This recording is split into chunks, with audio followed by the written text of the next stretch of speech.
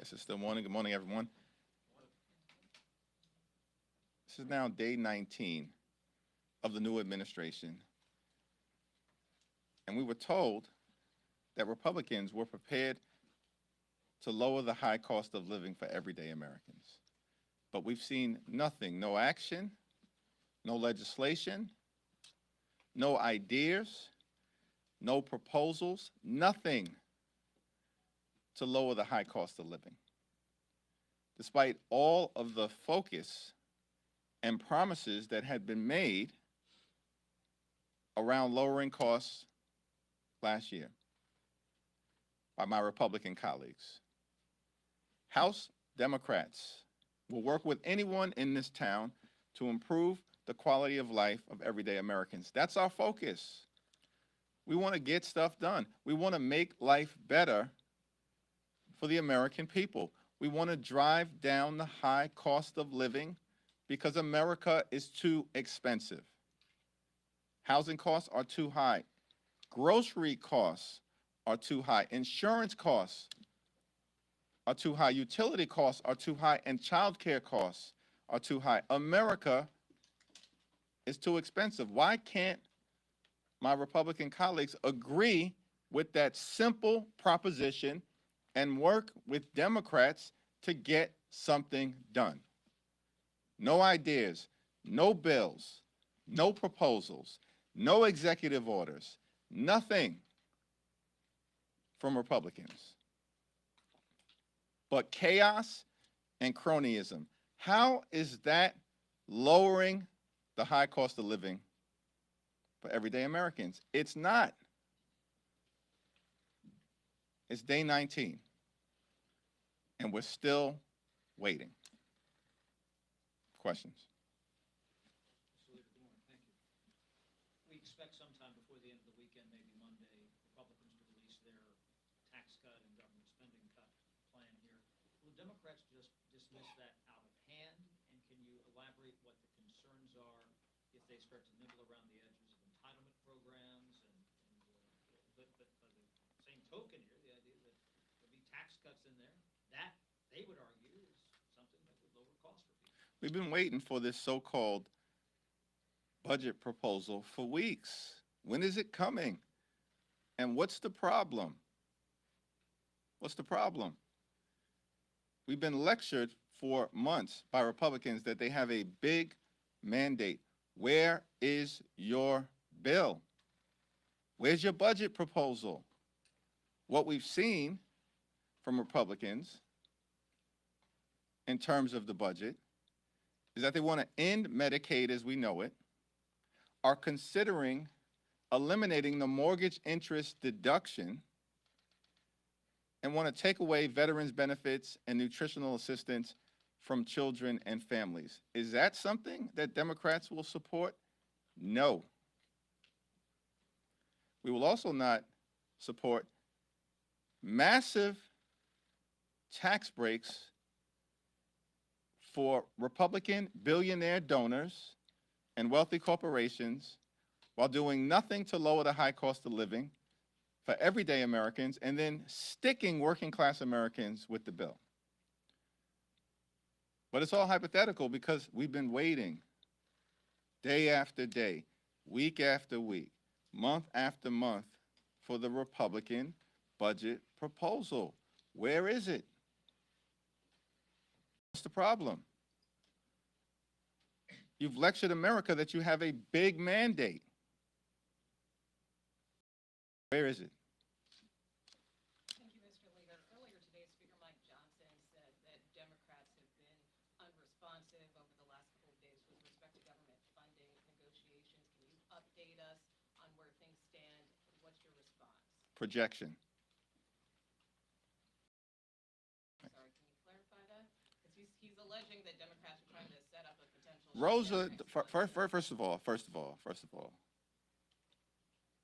Republicans control the House, the Senate, and the presidency. They have every vote that they need, as we've been lectured, to do whatever the heck they want to the American people.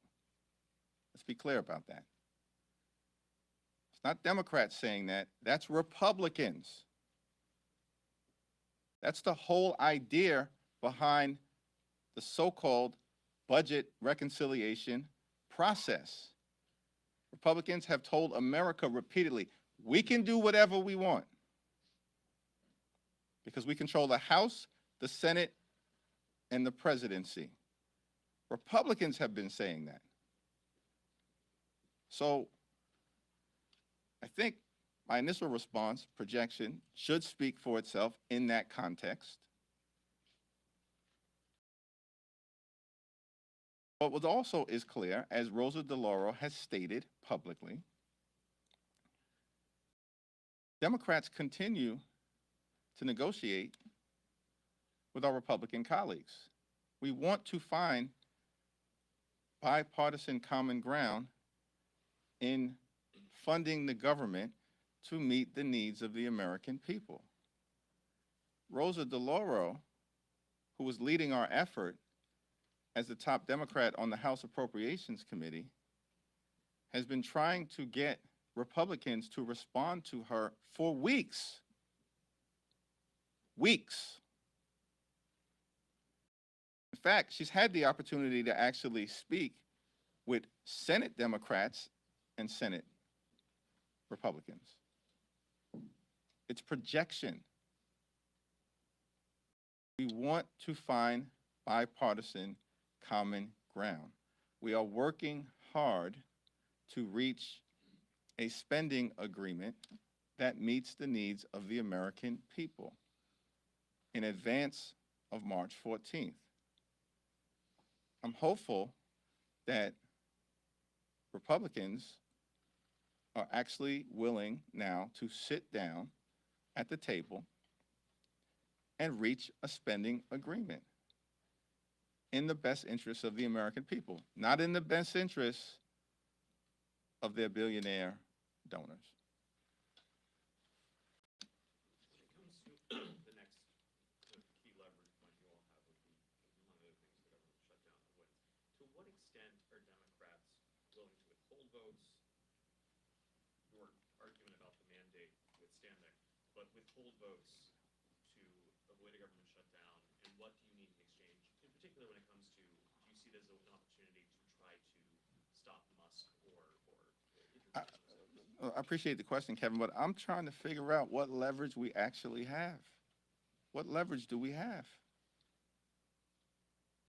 Republicans have repeatedly lectured America. They control the House, the Senate, and the presidency. It's their government. What leverage do we have?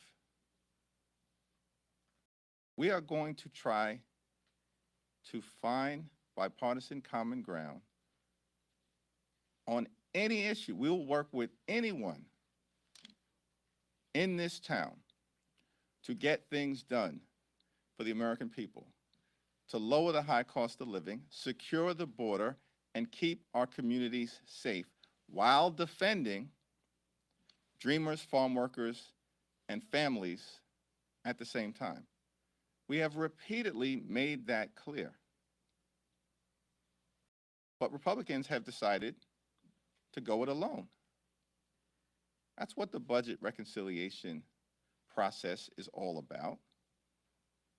And so we're ready, willing, and able to work with our Republican colleagues and the current administration, as I have repeatedly stated, on any issue in order to make life better for the American people. That's why we're here. We've made clear from the beginning. There's a season to govern and a season to campaign. We are in the governing season. And so we're ready to work together on any issue. But I'm also confused about the leverage that we allegedly have in the face of such an overwhelming mandate that was given to Republicans by the American people, according to them.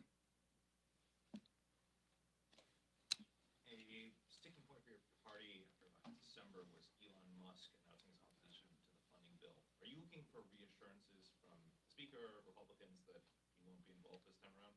Yeah, we're looking to find common ground and to get to an agreement that meets the needs of the American people in terms of their health, safety, national security, and economic well-being. Pretty simple. That's all we want to do. How do we best protect the American people in terms of their health, which includes but is not limited to Medicare and Medicaid, along with the Affordable Care Act? How do we get to an agreement that protects the American people in terms of their health, their safety, their national security, and their economic well-being? Mr. Leader, let's say Republicans do come up with this proposal, this tax proposal that you've been looking for. Going back to 2017, are there any lessons that you've learned as you all seize on attacking that 2017 tax bill that you can apply to the conversations that you'll be having in your districts with constituents, with the American people, about the issues that you have with some of these proposals that may be included in this next tax bill? Yeah, we were very disappointed in 2017 because, once again, the Republicans decided to go it alone. As opposed to working with Democrats in a common sense way, we House Democrats are the common sense caucus.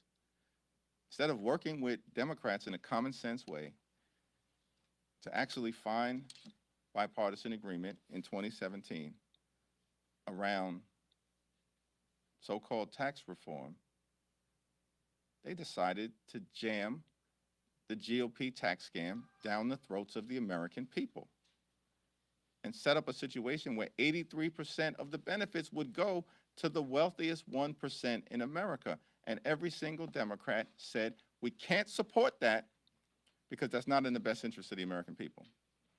Now understand, if you go back to 2017, which your question relates to as a reference point, there was a conversation about lowering the corporate tax rate to make sure America could be more competitive. And the corporate tax rate, as I recall, was at 33%. 33%. And the Obama administration budgets had indicated that we would be prepared to drop the corporate tax rate to 28%. That was the Democratic position. The far-right Republicans were saying we want to drop it to 20 or 21%. The CEOs of America came to us and said, if you can lower the corporate tax rate to 24 or 25%, that would put American companies in a competitive position economically. So it doesn't take a rocket scientist to know that if Republicans were really interested in reaching a bipartisan agreement, and on the one hand, you got Democrats ready to get behind 28%, and on the other hand, you've got Republicans, many of whom were saying 21, but many of whom were also saying lower the corporate rate into the mid-20s, and the CEOs of America were saying 24, 25%. If they actually wanted to work together, as opposed to engaging in projection, we could have landed the plane right at 24, 25%. Instead, here's what Republicans did. They blew through the number of 24 and 25% that corporate America was asking for, landed at 21, and then detonated the state and local tax deduction in order to stick it to people, Democrats and Republicans, in places like New York, Connecticut, New Jersey, the heartland of America, including Illinois, and in California, including people who live in the Pacific Palisades. That's the lesson from the 2017 GOP tax scam. If they replicate that approach, it will be met, I suspect, with the same perspective from House Democrats. Thank you, Mr. Leader. I have a broader question just about your party. A lot of your members have expressed concerns that their offices are being flooded with concerns from their constituents, outside groups, activists saying that Democrats, elected officials, are not doing enough to push back against the Trump How do you respond to that kind of criticism? I sent a 10-point Dear Colleague to members of the House Democratic Caucus on Monday, setting forth the things that are being done to stand up in the best interest of the American people. That correspondence and the actions that continue to be ongoing speak for itself. I wonder how you approach this next phase of the budget conversation from a very specific angle of preventing a government shutdown. In that, are you worried that Republicans may use the opportunity of passing a continuing resolution that would essentially codify what Elon Musk and the Doge folks are trying to do without congressional approval? So the best example being, if they present you a continuing resolution that zeroes out USAID funding, which would appear to be just something to extend government funding, but they would kind of try and put in some of these proposals that Musk has had. Are you worried that that could be a tactic that they use and then present it as a way to prevent the government from being shut down, but actually they're already starting to begin these budget cuts before they get into the appropriations process in earnest? House Republicans have refused to sit down in a meaningful way to have these conversations, and so it's hard to be able to assess what they may or may not present. We've been very clear in terms of our framework. We want to find bipartisan common ground consistent with the Bipartisan Fiscal Responsibility Act that was passed in a strongly bipartisan way by both the House and the Senate in May of 2023 and remains the law of the land. That is the path forward that will allow everyone to come together to reach a spending agreement that meets the needs of the American people. Mr. Jeffries, just to follow up on that, are you saying that Democrats could not agree to a government funding deal while the administration is doing these unilateral spending freezes and trying to get rid of agencies? Do you need them to reverse course on that in order to reach government funding? Are you saying that I said that?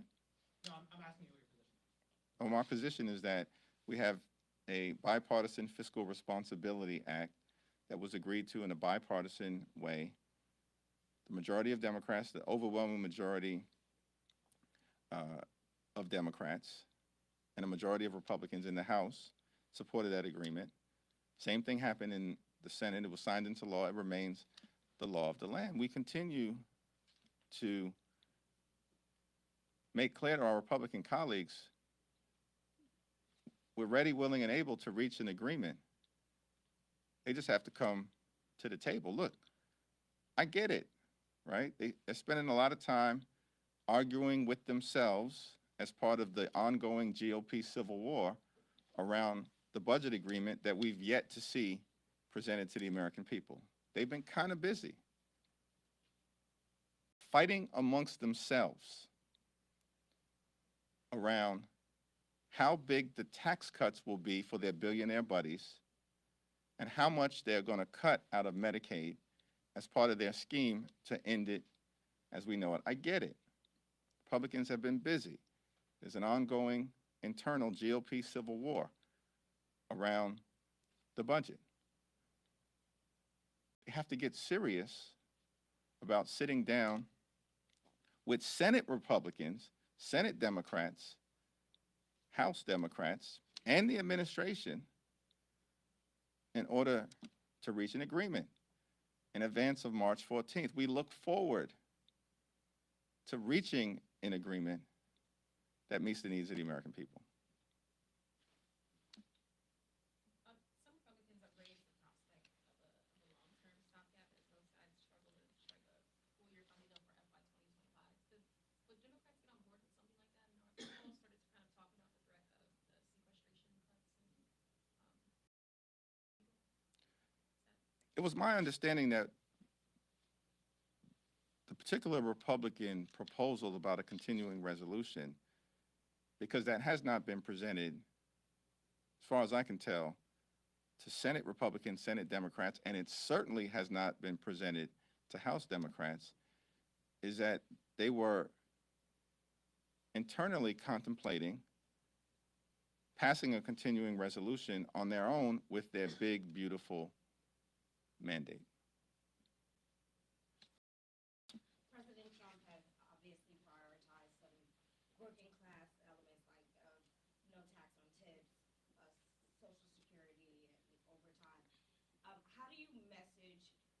against the broader package when when you might agree with some of those points in the legislation?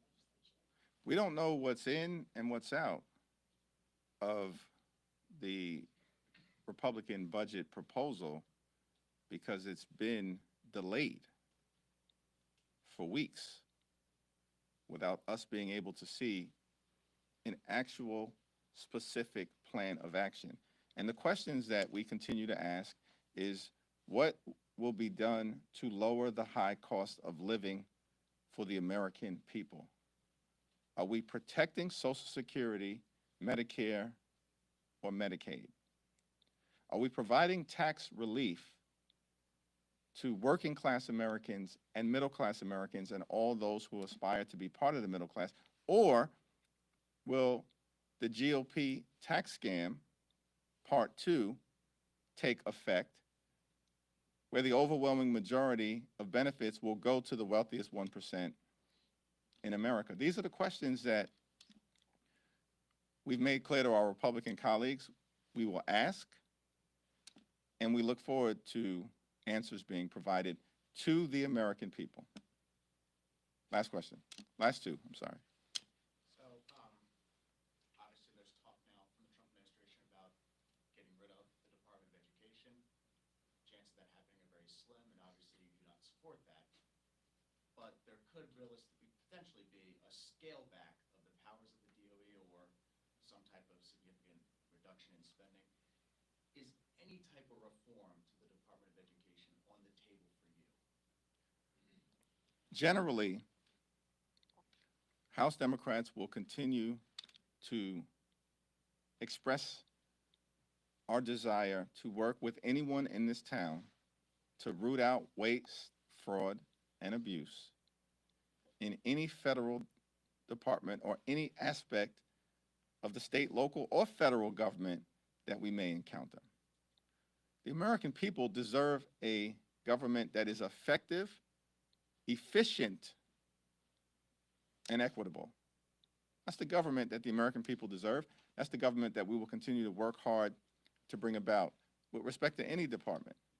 The Department of Education has a uniquely important place in the lives of the American people. There is nothing more precious than our children and making sure that they have a high quality public school education, that we lower class sizes, that we protect sports, art, music, and certainly academic enrichment programs. It's important for us to allow the Department of Education to continue to do its work, to be there for children with disabilities. That's the heart, soul, and spirit of America. For the life of me, I can't understand why Republicans want to abolish the Department of Education. It's baffling to me. It's baffling to the American people. And we will continue to defend our public schools. Thank you, Leader. Let's say that you all are able to establish some kind of bipartisan agreement with the GOP through these talks. Is it a non-negotiable in some way for you all that, would you vote for a bill that did not have some assurances that Elon Musk would not be able, through Doge or another process, just by fiat, change the entire budget thereafter? Here's what we've done relative to the unlawful effort to access highly personal and confidential information of the American people. We have introduced the Taxpayer Data Protection Act, which will make sure that the names, addresses, bank account information, birth dates, and Social Security numbers of the American people are protected, not handed over to an unelected and unaccountable billionaire or his minions. We need 3 Republicans in the House of Representatives to join us in supporting the Taxpayer Data Protection Act, and we can deal with the issue of the startling invasion of privacy that will hurt everyday Americans by simply moving that legislation forward, which is why we introduced it as House Democrats this week. We will again be very clear. There's a path forward as it relates to reaching a spending agreement in connection with the upcoming March 14th deadline, and that is compliance with the Bipartisan Fiscal Responsibility Act. Thank you.